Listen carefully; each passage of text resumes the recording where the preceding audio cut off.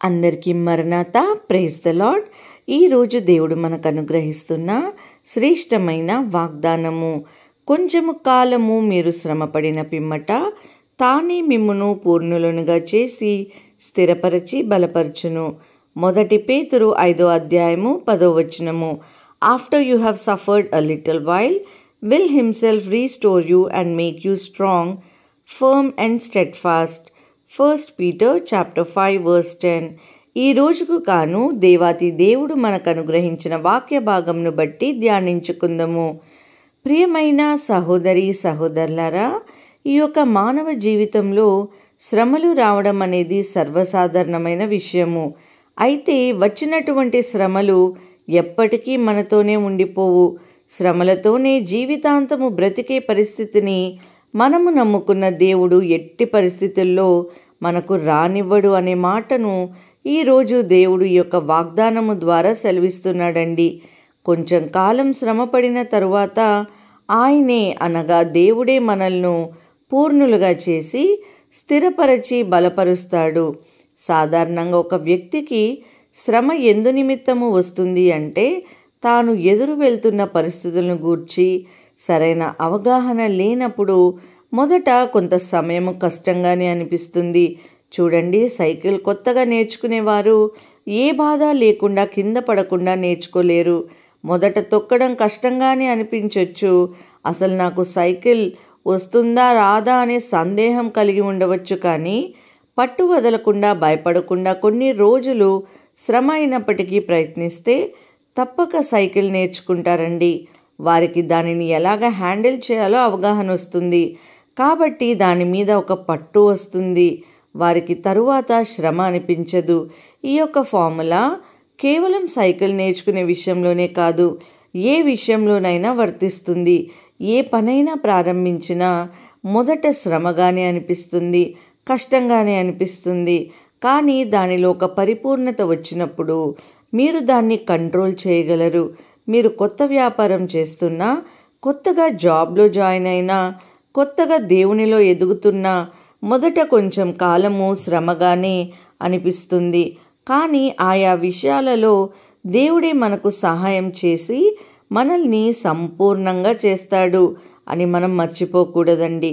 అయితే ఈ శ్రమలు, కష్టాలు, అదేవిధంగా సంతోషాలు, ఆనందాలు కలగలిపినది మానవుని జీవితం. అది దేవుని యొక్క ప్రణాళిక.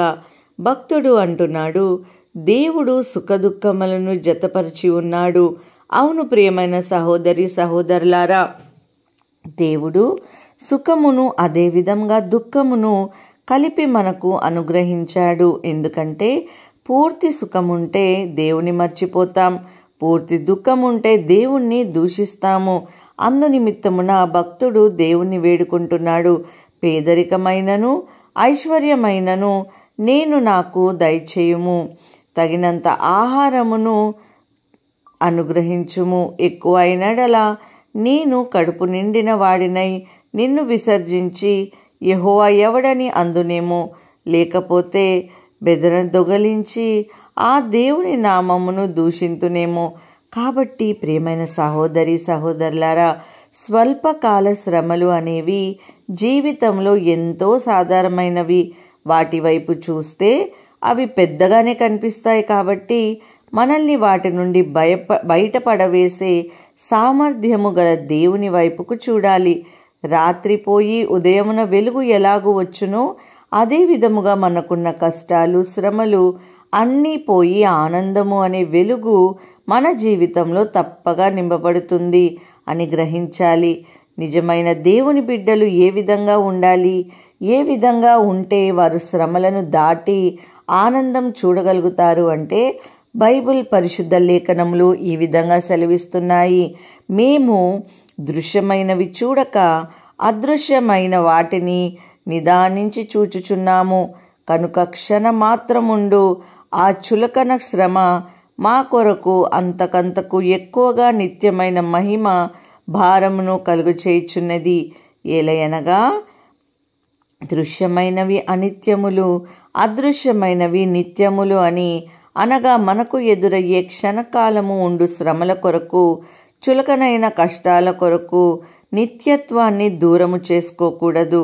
అనేకులు ఏదైనా పని ప్రారంభించడానికి సడన్గా ఏదో ఒక సమస్య ఎదురుగానే ఆ పనిలో ముందుకు సాగకుండా అంతటితో ఆ పనిని వదిలేస్తారు. అందువలన వారు తర్వాత రాబో ఆశీర్వాదపు ఫలాలను అనుభవించలేకపోతున్నారండి. ఈ రోజున మన ముందు ఎన్నో ఆవిష్కరణలు ఉన్నాయి, ఎన్నో ఎలక్ట్రానిక్ వస్తువులు కనిపెడుతున్నారు. మనము వెంటనే చాలా సింపుల్గా ఉపయోగిస్తున్నాం, కానీ దాని వెనుక ఆ వస్తువును తయారు చేసిన వ్యక్తి కష్టం ఉంది. ఎన్నో ఫెయిల్యూర్స్ చూసిన తరువాత వారు సక్సెస్ అయ్యారు.